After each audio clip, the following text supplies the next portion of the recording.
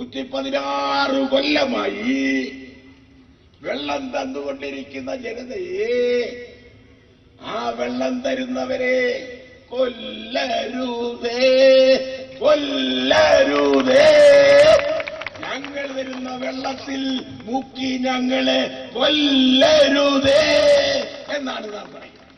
കേരളത്തിലെ 40 ലക്ഷത്തോളം വരുന്ന സഹോദരങ്ങൾ അറേബ്യൻ കടലിൽ അവരുടെ ശവശരീരങ്ങൾ എത്തിച്ചേരാനിടയുണ്ട്.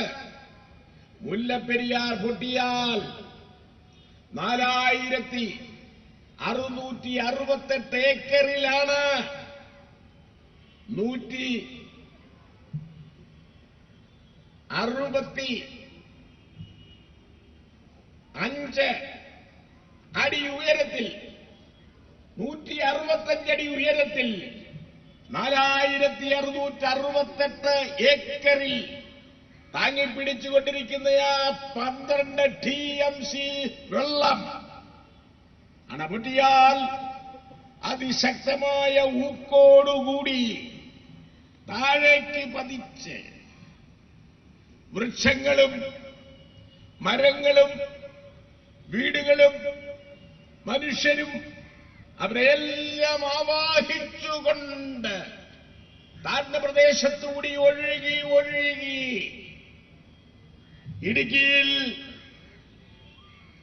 ഇടുക്കി നമ്മുടെ കേരളത്തിലേക്കാകെ വൈദ്യുതി പ്രവഹിപ്പിക്കുന്ന, ജനങ്ങൾക്കാകെ വൈദ്യുതി നൽകിക്കൊണ്ടിരിക്കുന്ന ആ വൈദ്യുതി നിർമ്മാണ കേന്ദ്രമടക്കം സമീപ പ്രദേശത്തുള്ള അണക്കെട്ടുകൾ അടക്കം ആ കുത്തൊഴുക്ക് ഇടുക്കിയിലെത്തുമ്പോൾ സാവധാനമായി നാം കടയിൽ പോയി തിരകളെ നോക്കുമ്പോൾ ആ തിരകൾ പുറകോട്ട് വരുന്നത് മന്ദമാണ്. അതിനുശേഷം അവൻ ഒന്ന് കറങ്ങി 10, 12, 15 ആൾമൊത്തത്തിൽ കൂടി വീഴുമ്പോൾ അതൊരു മാരക ശക്തിയായി. നമസ്കാരം. മുല്ലപ്പെരിയാർ വിഷയത്തിൽ ഏറ്റവും അധികം പഠിച്ചുള്ള ഒരാളാണ് VS അച്യുതാനന്ദൻ. അദ്ദേഹം അതിൻ്റെ ചരിത്രം മുതൽ ഇങ്ങോട്ട് അവസാനം വരെ കൃത്യമായി പഠിച്ചിട്ടുണ്ട്. അദ്ദേഹം 116 വർഷങ്ങൾ കഴിഞ്ഞപ്പോഴാണ് മനുഷ്യച്ചങ്ങല തീർത്ത് ആ മനുഷ്യച്ചങ്ങലയിൽ എറണാകുളം മറൈൻ ഡ്രൈവിൽ അദ്ദേഹം ഒരു ചരിത്രപരമായ ഒരു പ്രസംഗം നടത്തുകയുണ്ടായി. അന്ന് ആ എറണാകുളം മറൈൻ ഡ്രൈവ് മുതൽ വള്ളക്കടവ് വരെ 208 കിലോമീറ്ററാണ് മനുഷ്യച്ചങ്ങല തീർത്ത്. ഏകദേശം 20-25 ലക്ഷം പേരാണ് പങ്കെടുത്തത്. വള്ളക്കടവിൽ EP ജയരാജനാണ് തുടങ്ങുന്നതെങ്കിൽ അവിടെ നടന്ന ചടങ്ങിൽ പിണറായി വിജയനാണ് പ്രസംഗിച്ചത്. അവിടെ പിണറായി വിജയൻ പ്രസംഗിച്ചത് ഈ ഡാം പൊട്ടും, 35 ലക്ഷം പേർ മരിക്കും, ഉടനെ ഡീകമ്മീഷൻ ചെയ്യണം, പുതിയ ഡാം പണിയണം എന്നാണ് അദ്ദേഹം പറഞ്ഞത്. ഇപ്പോൾ അദ്ദേഹം പറയുന്നത് ഈ ഡാം പൊളിക്കണ്ട, ഈ ഡാം വളരെ സുരക്ഷിതമാണ്. അതായത് മുല്ലപ്പെരിയാർ ഡാം വളരെ സുരക്ഷിതമാണെന്ന് ഇപ്പോൾ പിണറായി വിജയൻ പറയുകയാണ്. എന്നാൽ 2012 അദ്ദേഹം ജനലക്ഷങ്ങളെ നിരത്തി ചങ്ങല തീർത്ത് അദ്ദേഹം പ്രസംഗിച്ചത് ഈ ഡാം സുരക്ഷിതമല്ല, ഏത് സമയത്തും പൊട്ടും എന്നുള്ളതാണ്. എന്നാൽ ഈ ഡാമിനെ കുറിച്ച് ഏറ്റവും അധികം പഠിച്ചുള്ള ഒരാളാണ് VS അച്യുതാനന്ദൻ. ഇത് 1886 എഗ്രിമെൻ്റ് ഉണ്ടാക്കിയത് തിരുവിതാംകൂർ രാജ്യവുമായിട്ട് മദ്രാസ് ബ്രിട്ടീഷ് ഗവൺമെൻറ് എഗ്രിമെൻ്റ് ഉണ്ടാക്കുന്ന സമയത്ത് ഏകദേശം 999 വർഷത്തേക്കാണ് ലീസ് എഗ്രിമെൻ്റ് ഉണ്ടാക്കിയത്. പിന്നീട് 1947 സ്വാതന്ത്ര്യം കിട്ടിയ സമയത്തിൻ്റെ എഗ്രിമെൻറ്റിന് യാതൊരു വാല്യൂ ഉണ്ടായിരുന്നില്ല, ലീസ് എഗ്രിമെൻറ്റ് വാല്യൂ ഉണ്ടായിരുന്നില്ല. എന്നാൽ 1970 C അച്യുതമേനോൻ ഈ എഗ്രിമെൻറ്റ് നീട്ടിക്കൊടുത്തു. അങ്ങനെ അതിന് തുറന്ന ഒരു എഗ്രിമെൻ്റ് ഉണ്ടാക്കി. വിദ്യുച്ഛക്തിയും ഉൽപ്പാദിപ്പിക്കാം, കേരളത്തിന് മീൻ പിടിക്കാം എന്നുള്ള മാത്രം നൽകിക്കൊണ്ട് വളരെ ദുർബലമായ ഒരു എഗ്രിമെൻ്റ് ഉണ്ടാക്കി. അതുവഴി നിയമപരമായി തമിഴ്നാടിന് അവകാശം കിട്ടി. അവിടെ നിന്ന് ഇങ്ങോട്ടാണ് മുല്ലപ്പെരിയാർ വിഷയത്തിൽ തമിഴ്നാട് കടുംപിടുത്തം പിടിക്കുന്നത്. ഒരു കൊല്ലത്തിൽ 50,000 കോടി രൂപയുടെ ലാഭമാണ് കൃഷി ഇനത്തിലും ജലസേചനത്തിൻ്റെ പേരിലും വിദ്യുച്ഛക്തിയുടെ പേരിലും അവർ നേടിയെടുക്കുന്നത്. എന്നാൽ 100 കോടി രൂപ എല്ലാ വർഷവും അവർ സീക്രട്ട് ഫണ്ടിൽ നിന്ന് കേരളത്തിലെ രാഷ്ട്രീയ നേതാക്കന്മാർ കൊടുക്കുന്നുണ്ട്. കഴിഞ്ഞ 8 വർഷമായിട്ട് പിണറായി വിജയനാണ് കിട്ടിക്കൊണ്ടിരിക്കുന്ന വിവരമാണ് ക്രൈമിൻ്റെ കൈവശം കിട്ടിയിരുന്നത്. അതോടൊപ്പം പിണറായി വിജയൻ 1000 ഏക്കർ സ്ഥലം തമിഴ്നാട്ടിൽ തമിഴ്നാട്ടിൽ കൊടുത്തു എന്നുള്ള വിവരവും പുറത്തു വന്നിട്ടുണ്ട്. അത് എത്രമാത്രം ശരിയാണെന്ന് എൻ്റെ അടുത്ത് രേഖയില്ല. പക്ഷേ 700 കോടി രൂപ കൊടുത്തതിൻ്റെ രേഖ എൻ്റെ അടുത്തുണ്ടായിരുന്നു. അത് തട്ടിക്കൊണ്ടുപോയതാണ് ഓഫീസിൽ നിന്ന് പോലീസിനെ ഉപയോഗിച്ച് പിണറായി വിജയൻ. ഇപ്പോൾ ആ പ്രസംഗം, അതായത് ചങ്ങല തീർത്ത് 25 ലക്ഷത്തോളം ആളുകൾ പങ്കെടുത്ത് ജനങ്ങളുടെ മുഴുവൻ പങ്കാളിത്തത്തോടെ LDF ഗവൺമെൻറ്, LDF അന്ന് ഉമ്മൻചാണ്ടി ഭരിക്കുന്ന സമയത്ത് LDFൻ്റെ ഒരു മനുഷ്യച്ചങ്ങല, അത് വളരെ ചരിത്രപരമായ ഒരു സംഭവമായിരുന്നു.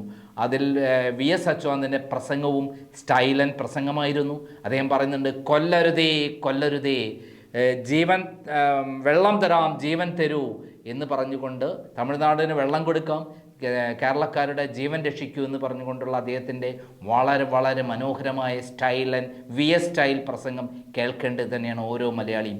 ഇപ്പോൾ നമുക്കറിയാം, മേപ്പാടിയിൽ ദുരന്തമുണ്ടായി. ഈ സന്ദർഭത്തിൽ മുല്ലപ്പെരിയാർ ഡാം ഏത് സമയത്തും പൊട്ടുമെന്നുള്ള ഭീഷണി നിലനിൽക്കെ അതിൻ്റെ കാലാവധിയെല്ലാം കഴിഞ്ഞ് 136 വർഷം കഴിഞ്ഞതിരിക്കെ നമുക്ക് ഒരു തലയ്ക്ക് മുകളിൽ വെച്ചിരിക്കുന്ന വലിയ ആറ്റം ബോംബ്, ജലബോംബാണ് മുല്ലപ്പെരിയാർ എന്നിരിക്കെ VS അച്യുതാനന്ദൻ്റെ ചരിത്രപരമായ 2012 പ്രസംഗം വളരെ പ്രശസ്തമാണ്. അത് എല്ലാ മലയാളികളും കേൾക്കേണ്ടതാണ്. നമുക്കത് പൂർണ്ണമായി കേൾക്കാം. തുടക്കത്തിൽ ചെറിയ ഭാഗം മാത്രമാണ് കൊടുത്തിട്ടുള്ളത്.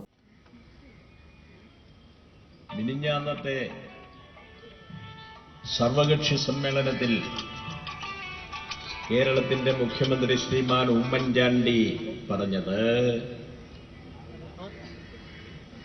അഡ്വക്കേറ്റ് ജനറൽ പറഞ്ഞ തെറ്റായ സമീപനങ്ങൾ, നമ്മുടെ സംസ്ഥാനത്തിന്റെ താൽപര്യങ്ങൾക്ക് വിരുദ്ധമായ സമീപനങ്ങൾ എന്തുകൊണ്ടാണങ്ങനെ ഹൈക്കോടതിയിൽ പ്രസ്താവിക്കുവാൻ കാരണമെന്ന് അദ്ദേഹത്തിന് പറയാനുള്ളത് കൂടെ കേട്ടതിന് ശേഷം ക്യാബിനറ്റ് അത് സംബന്ധിച്ചുള്ള തീരുമാനങ്ങൾ എടുക്കും എന്നാണ്. കേരള ഗവൺമെന്റ് പരസ്യമായി പ്രഖ്യാപിച്ചിട്ടുള്ളത് പൊളിഞ്ഞുകൊണ്ടിരിക്കുന്ന, കൂടെ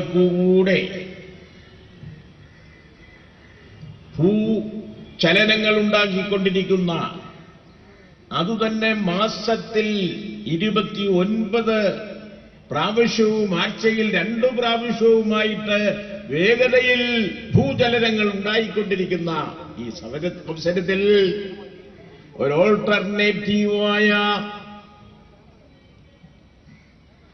ബണ്ട് സ്ഥാപിച്ചേ നോക്കൂ. അതുതന്നെ 136 അടി എന്ന സ്ഥാനത്ത് 120 അടിയിൽ വെള്ളം താഴ്ത്തി നിർത്തണം. തമിഴ്നാടിന് കൊടുക്കുവാനുള്ള വെള്ളം 116 വർഷമായി കൊടുത്തുകൊണ്ടിരിക്കുന്നത് പോലെ തന്നെ തുടർന്നും നൽകുന്നതാണ് എന്ന പ്രഖ്യാപനമാണ് ഇടതുപക്ഷ ജനാധിപത്യ മുന്നണിയും UDF-ഉം ഏതാണ്ട് സർവമാനവേലും ഇന്ന് കേരളത്തിൽ പ്രഖ്യാപിച്ചുകൊണ്ടിരിക്കുന്നത്. കാരണം സുപ്രീം കോടതി നിയോഗിച്ചിട്ടുള്ള 5-അംഗ കമ്മിറ്റിയുടെ പ്രതിനിധികൾ മുല്ലപ്പെരിയാറിൽ പോയി വെള്ളത്തിനടിയിൽ തന്നെയുള്ള യഥാർത്ഥ ചിത്രങ്ങൾ പരിശോധിച്ചറിയാൻ വേണ്ടി ഇലക്ട്രിക് ക്യാമറ ഉപയോഗിച്ച് പരിശോധിച്ചതിന് ശേഷം retired chief engineer mister Sasidharan കേരളത്തിന്റെ ഭാഗത്തു നിന്നുള്ള പ്രതിനിധി പറഞ്ഞത് ഏറ്റവും അപകടകരമായ സ്ഥിതിയിലേക്ക് അണക്കെട്ട് നീങ്ങിയിരിക്കുന്നു എന്നാണ്.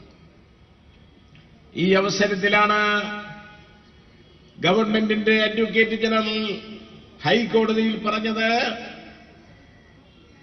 അണക്കെട്ടിന് സംരക്ഷണം നൽകാൻ എല്ലാ ഏർപ്പാടുകളും ഗവൺമെന്റ് ചെയ്തിരിക്കുകയാണ്.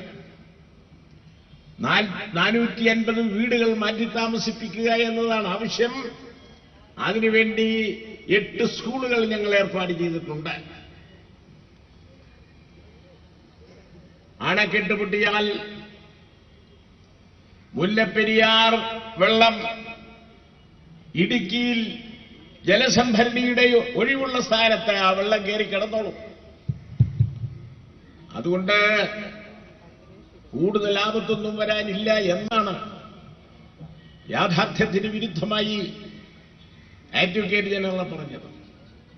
അഡ്വക്കേറ്റ് ജനറൽ അങ്ങനെ പ്രസ്താവിക്കുവാൻ കേരളത്തിന്റെ റവന്യൂ മന്ത്രി റിട്ടേണായിട്ട് എഴുതിക്കൊടുത്ത ആ നിർദ്ദേശത്തിന്റെ അടിസ്ഥാനത്തിലാണ് അഡ്വക്കേറ്റ് ജനറൽ കോടതിയിൽ ഇങ്ങനെ പറഞ്ഞത് എന്നാണ് പിന്നീട് പുറത്തു വന്നിട്ടുള്ളത്.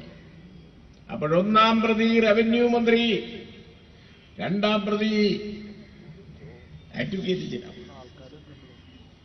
അതിനുശേഷം അഡ്വക്കേറ്റ് ജനറൽ ക്യാബിനറ്റ് വിളിച്ചു വരുത്തി ചോദ്യങ്ങൾ ചെയ്തപ്പോൾ ഈ സത്യാവസ്ഥ അഡ്വക്കേറ്റ് ജനറൽ മുഖ്യമന്ത്രിയുടെ മുഖത്ത് നോക്കി ക്യാബിനറ്റ് അംഗങ്ങളെ അറിയിച്ചു.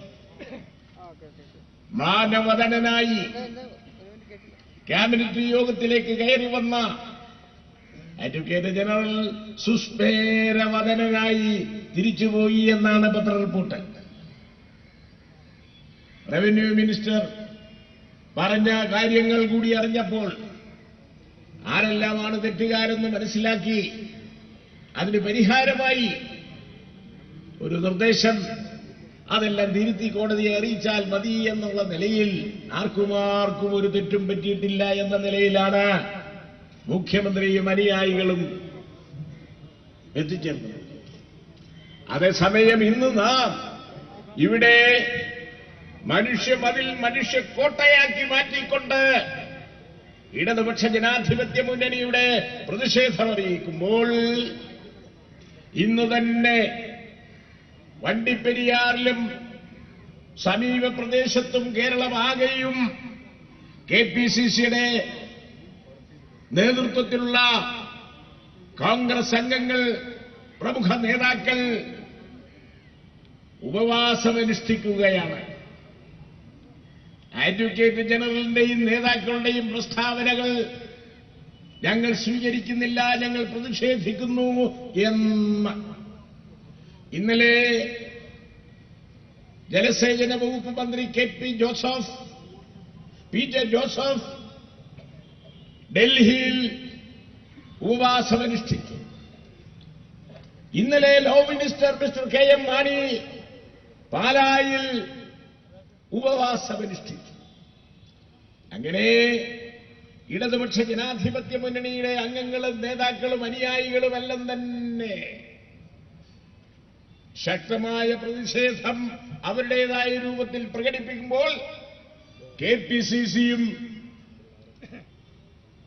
കേരള കോൺഗ്രസിന്റെ നേതാക്കളും അവരുടേതായ നിലയിൽ അവരുടെ എല്ലാം പ്രതിഷേധം അറിയിച്ചുകൊണ്ടിരിക്കുകയാണ്. എല്ലാവരും 116 കൊല്ലമായി കെട്ടിപ്പടുത്തിട്ടുള്ള അണക്കെട്ടിന് ശൈഥില്യം വരാൻ പോകുന്നു എന്നറിഞ്ഞതോടുകൂടി കേരളത്തിലെ 40 ലക്ഷത്തോളം വരുന്ന സഹോദരങ്ങൾ അറേബ്യൻ കടലിൽ അവരുടെ ശവശരീരങ്ങൾ എത്തിച്ചേരാനിടയുണ്ട്. മുല്ലപ്പെരിയാർ പൊട്ടിയാൽ 4668 ഏക്കറിലാണ് 165 അടി ഉയരത്തിൽ 165 അടി ഉയരത്തിൽ 4668 ഏക്കറിൽ താങ്ങിപ്പിടിച്ചുകൊണ്ടിരിക്കുന്ന ആ 12 TMC വെള്ളം അണപൊട്ടിയാൽ അതിശക്തമായ ഊക്കോടുകൂടി താഴേക്ക് പതിച്ച് വൃക്ഷങ്ങളും മരങ്ങളും വീടുകളും മനുഷ്യരും അവരെല്ലാം ആവാഹിച്ചുകൊണ്ട് താഴ്ന്ന പ്രദേശത്തുകൂടി ഒഴുകി ഇടുക്കി നമ്മുടെ കേരളത്തിലേക്കാകെ വൈദ്യുതി പ്രവഹിപ്പിക്കുന്ന, ജനങ്ങൾക്കാകെ വൈദ്യുതി നൽകിക്കൊണ്ടിരിക്കുന്ന ആ വൈദ്യുതി നിർമ്മാണ കേന്ദ്രമടക്കം സമീപ പ്രദേശത്തുള്ള അണക്കെട്ടുകൾ അടക്കം ആ കുത്തൊഴുക്ക് ഇടുക്കിയിലെത്തുമ്പോൾ സാവധാനമായി നാം കടലിൽ പോയി തിരകളെ നോക്കുമ്പോൾ ആ തിരകൾ പുറകോട്ട് വരുന്നത് മന്ദമാണ്. അതിനുശേഷം അവൻ ഒന്ന് കറങ്ങി 10, 12, 15 ആൾമൊത്തത്തിൽ കൂടി വീഴുമ്പോൾ അതൊരു മാരക ശക്തിയായി സുനാമി രൂപത്തിൽ എന്തെല്ലാം അതിന്റെ മുമ്പിലുണ്ടോ അതിലെയെല്ലാം തകർത്ത് മുന്നോട്ടു പോകുന്ന സ്ഥിതിയായിരിക്കും ഉണ്ടാകുക എന്നത് പ്രാഥമിക വെള്ളത്തിന്റെയും മണ്ണിന്റെയും ചരിത്രം പഠിച്ചിട്ടുള്ളവർക്ക് ബണ്ട് പൊട്ടിക്കഴിഞ്ഞാൽ എന്ത് സംഭവിക്കുമെന്ന്, ലോകത്താകെയുള്ള ബണ്ടുകൾ പൊട്ടിയതിനു ശേഷമുണ്ടായിട്ടുള്ള സ്ഥിതിഗതികൾ പത്രങ്ങളിലും റേഡിയോകളിലും മറ്റുമെല്ലാം വായിച്ചു മനസ്സിലാക്കിയിട്ടുള്ള നമുക്ക് ശരിയായ നിലയിൽ ബോധ്യവും അതിന്റെ അടിസ്ഥാനത്തിലുള്ള ഭീതിയും ഉത്കണ്ഠയും നിലനിൽക്കുമ്പോഴാണ് അഡ്വക്കേറ്റ് ജനറൽ പറയുകയാണ്, മുല്ലപ്പെരിയാറിൽ നിന്ന് ഒഴുകി ഇടുക്കി ഡാമിന്റെ ഒഴിവുള്ള സ്ഥലത്തേക്ക് ആ വെള്ളം വന്ന് കിടന്നോളൂ. ഇത്ര അസംബന്ധപൂർവകമായ അടിസ്ഥാനരഹിതമായ ഒരു പ്രസ്താവന കേരള ഹൈക്കോടതി കൊടുത്ത് കോടതിയെയും ജനങ്ങളെയും തെറ്റിദ്ധരിപ്പിക്കാൻ അഡ്വക്കേറ്റ് നടത്തിയ ശ്രമം തമിഴ്നാട് മുഖ്യമന്ത്രി ശ്രീമതി കുമാരി ജയലളിത ആ പ്രസ്താവന കേട്ടുടനെ തന്നെ കുമാരി ജയലളിത ഉടനെ ആ കത്ത് പ്രധാനമന്ത്രിക്ക് ഫോർവേഡ് ചെയ്തു. കേരള ഗവൺമെന്റ് പറഞ്ഞുകൊണ്ടിരുന്നത് എത്രയേ മേൽ അടിസ്ഥാനരഹിതമായ കാര്യമാണ്. കേരള ഗവൺമെന്റിന്റെ അഡ്വക്കേറ്റ് ജനറൽ പറഞ്ഞിരിക്കുന്നു, മുല്ലപ്പെരിയാർ അണക്കെട്ടിന് ഒരു കുഴപ്പവും വരാൻ പോകുന്നില്ല. ഇങ്ങനെയുള്ള വൈരുദ്ധ്യത്തിന്റെ മധ്യത്തിലാണ് നാം ഈ മനുഷ്യക്കോട്ട സംഘടിപ്പിച്ചുകൊണ്ട് 116 കൊല്ലമായി വെള്ളം തന്നുകൊണ്ടിരിക്കുന്ന ജനതയെ, ആ വെള്ളം തരുന്നവരെ കൊല്ലരുതേ, ഞങ്ങൾ തരുന്ന വെള്ളത്തിൽ മുക്കി ഞങ്ങളെ കൊല്ലരുതേ എന്നാണ് നാം പറയുന്നത്. അതുകൊണ്ട് ഈ മനുഷ്യക്കോട്ട അതർഹിക്കുന്ന ഗൗരവത്തോടുകൂടി എത്തേണ്ട സ്ഥലങ്ങളിലെല്ലാം എത്തുമെന്നും ഒരു മറ്റൊരു അണക്കെട്ട് ഉടനടി തന്നെ നിർമ്മിക്കാൻ ആവശ്യമായ ഉത്തരവ് കേരള ഗവൺമെന്റിന് നൽകണമെന്ന് ഇന്ത്യയുടെ പ്രധാനമന്ത്രി മൻമോഹൻ സിംഗിനോട് നാം ആവശ്യപ്പെടുകയാണ്. ഓൾട്ടർനേറ്റീവായിട്ടുള്ള ഒരു അണക്കെട്ട് അത്യാവശ്യമാണെന്ന് സെൻട്രൽ ഗവൺമെന്റിന്റെ സാങ്കേതിക വിദഗ്ധരും സെൻട്രൽ ഗവൺമെന്റിന്റെ ഏറ്റവും ഉത്തരവാദപ്പെട്ട ഉദ്യോഗസ്ഥരും 1979 തന്നെ കേരളത്തിൽ വരികയും തമിഴ്നാട്ടിൽ പോവുകയും ചെയ്തുകൊണ്ട് രണ്ടു കൂട്ടരെയും അറിയിച്ചു, ഇനി മുല്ലപ്പെരിയാർ അണക്കെട്ട് ദീർഘകാലം നിലനിൽക്കുകയില്ല, അതിന് പകരമായൊരു ഡാം കെട്ടിയേ മതിയാകും, ഭൂചലനങ്ങൾ ഉണ്ടാവാത്ത ഈ സ്ഥലമാണ് ഞങ്ങൾ നോക്കി വച്ചിട്ടുള്ളത്. അതുകൊണ്ട് അവിടെ മുല്ലപ്പെരിയാറിലെ പോലെയോ അതിനേക്കാൾ ശക്തവുമായ അണക്കെട്ടുണ്ടാക്കണമെന്ന് അവർ നിർദ്ദേശിച്ചിട്ട് പോയി. നമ്മുടെ തമിഴ്നാട്ടിലെ സുഹൃത്തുക്കൾ പഴയ മുല്ലപ്പെരിയാർ അണക്കെട്ടി തന്നെ കുറേശ്ശെ റിപ്പയർ ചെയ്ത് പണി നടത്തി നീട്ടിക്കൊണ്ടുപോകാനുള്ള ശ്രമമാണ് നടത്തിയത്. ഇന്ന് ഓൾട്ടർനേറ്റീവായിട്ടുള്ള ഒരു അണക്കെട്ടിന് വേണ്ടി നാം ശബ്ദമുയർത്തുമ്പോൾ അവർ നമ്മെ പരിഹസിക്കുക. അതിന്റെ ആവശ്യമില്ല. അത് സ്വാഭാവികമാണ്. അവർക്ക് ആദ്യം അവർ ചോദിച്ചത് മധുര പ്രദേശത്തേക്ക് കുടിക്കാൻ അല്പം വെള്ളം തരണം. അത് കഴിഞ്ഞവർ പറഞ്ഞു കൃഷിക്ക് ഉപയോഗിക്കാൻ അല്പം വെള്ളം തരണം. അത് കഴിഞ്ഞവർ പറഞ്ഞു ഞങ്ങൾക്ക് ഇലക്ട്രിസിറ്റി ഉൽപ്പാദിപ്പിക്കാനും അല്പം വെള്ളം തരണം. 116 കൊല്ലമായി അവർ ചോദിച്ച വെള്ളം. പ്രകൃതി കേരളത്തിന്റെ വൃഷ്ടിപ്രദേശം, കേരളത്തിൽ തന്നെയുള്ള വൃഷ്ടിപ്രദേശത്ത് പെയ്ത് നൽകുന്ന വെള്ളം കേരളത്തിന്റെ ഭൂപ്രദേശത്തുകൂടി തന്നെ ഒഴുകി മുല്ലപ്പെരിയാറും പെരിയാറുമായി മാറുകയാണ്. നമ്മുടെ സ്വന്തം വെള്ളം. ആ വെള്ളമാണ് നമ്മുടെ തമിഴ് സഹോദരങ്ങൾക്ക് നൽകിയത്. അങ്ങനെ കുടിക്കാൻ വെള്ളവും കൃഷിക്കുള്ള വെള്ളവും ഈ കഴിഞ്ഞ 116 കൊല്ലമായി നൽകിക്കൊണ്ടിരിക്കുന്ന നാം പുതിയൊരു ബണ്ട് വന്നാലും അണക്കെട്ട് വന്നാലും നാം ആ വെള്ളം അവർക്ക് കൊടുക്കുമെന്ന് അസന്നിഗ്ധമായി പ്രഖ്യാപിക്കും.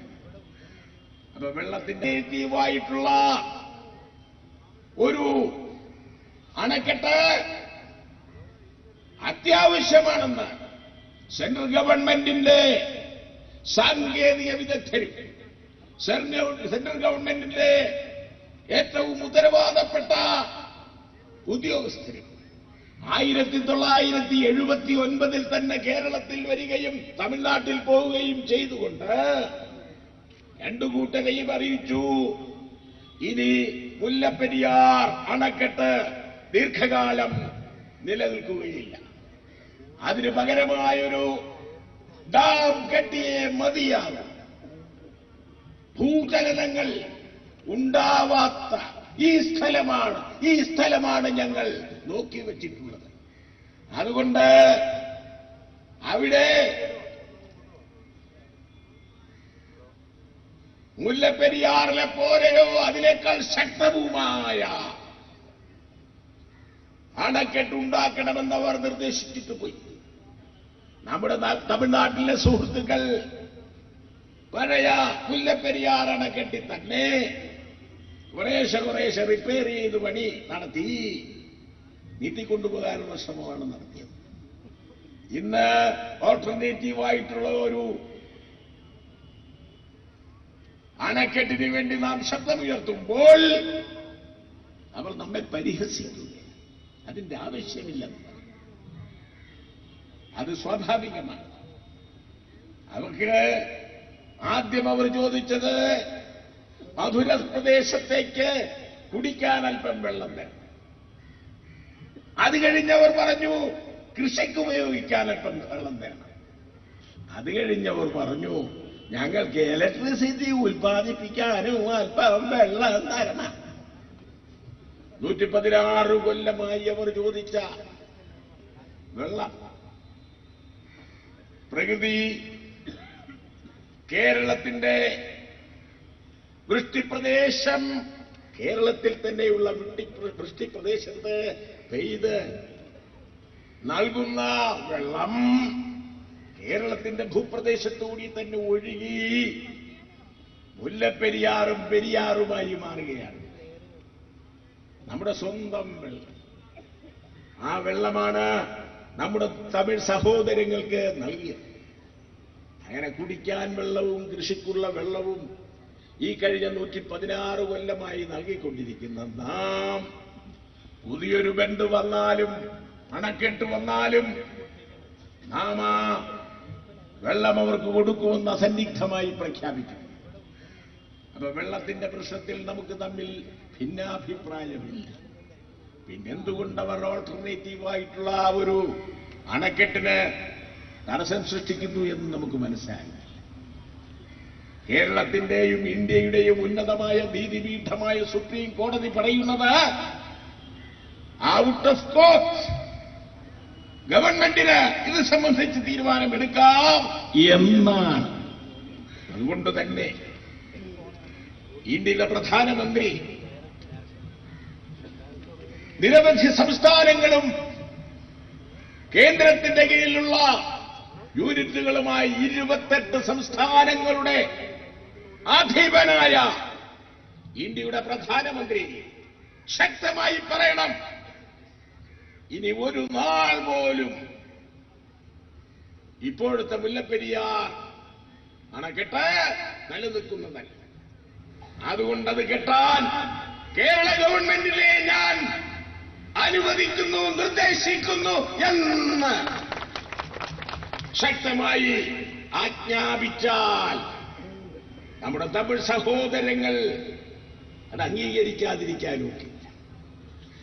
കേരള ഗവൺമെന്റിനെ ചുമതലപ്പെടുത്തിയാൽ കേരളത്തിലെ സഹോദരീ സഹോദരന്മാരോട് മലയാളികൾ ലോകത്തിന്റെ ഏതെല്ലാം ഭാഗത്തുണ്ടോ അവരോടെല്ലാം നാം ആവശ്യപ്പെടും, മുല്ലപ്പെരിയാറിലെ അണക്കെട്ടിന് പകരം മറ്റൊരണക്കെട്ട് ഞങ്ങൾ നിർമ്മിക്കാൻ പോകുകയാണ്, നിങ്ങളുടെ എല്ലാം സഹായ സഹകരണങ്ങൾ ഉണ്ടാകണം എന്നഭ്യർത്ഥിച്ചാൽ സാങ്കേതിക വിദഗ്ധന്മാരും മറ്റും പറഞ്ഞിട്ടുള്ളത് 700 കോടിയാണ്. പിന്നെ ചിലരെല്ലാം പറയുന്നത് 600-400 കോടി മതിയാകുമെന്നാണ്. എത്ര രൂപ ആകട്ടെ. കേരളത്തിൽ ഇന്ന് ജീവിച്ചിരിക്കുന്ന കുടുംബങ്ങളും ഗൾഫ് നാടുകളിലെ കുടുംബങ്ങളും ലോകത്തെമ്പാടുമുള്ള മലയാളി ജനതയുടെയും കൈയയച്ചുള്ള സംഭാവന വന്നാൽ അവിടെ ഓൾട്ടർനേറ്റീവായിട്ടുള്ള അണക്കെട്ട് രൂപം കൊള്ളുക തന്നെ ചെയ്യും. വളരെ വേഗത്തിൽ അത്തരം ഒരു അണക്കെട്ട് സൃഷ്ടിക്കുവാൻ വേണ്ടി നമുക്ക് ആത്മാർത്ഥമായി പരിശ്രമിക്കാം. അതിനുള്ള ഉത്തരവാദിത്വവും ഉത്തരവും കേന്ദ്ര ഗവൺമെന്റ് തരട്ടെ. കേരളത്തിൽ നിന്നുള്ള 6 മന്ത്രിമാരാണ് AK ആന്റണി അടക്കം ഡൽഹിയിൽ തമ്പടിച്ച് പല പല നിലകളിലുള്ള വകുപ്പുകൾ കൈകാര്യം ചെയ്യും. അവർക്ക് കണിശമായും പ്രധാനമന്ത്രിയെ നേരിട്ട് കണ്ട് കേരളത്തിന്റെ ഈ ആവശ്യം വളരെ വേഗം സാക്ഷാത്കരിക്കുന്നതിന് വേണ്ടി നടപടികൾ സ്വീകരിക്കാവുന്നതാണ്. അവരെല്ലാം അതിനു വേണ്ടിയിട്ടുള്ള നടപടി സ്വീകരിക്കുമെന്ന് ഞാൻ ആശിക്കുന്നു. അങ്ങനെ പകരമൊരു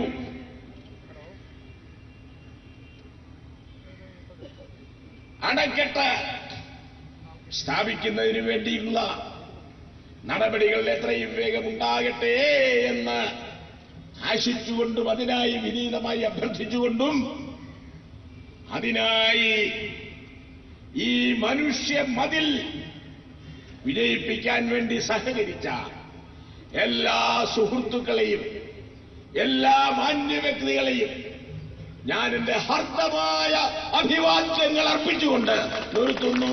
നന്ദി, നമസ്കാരം.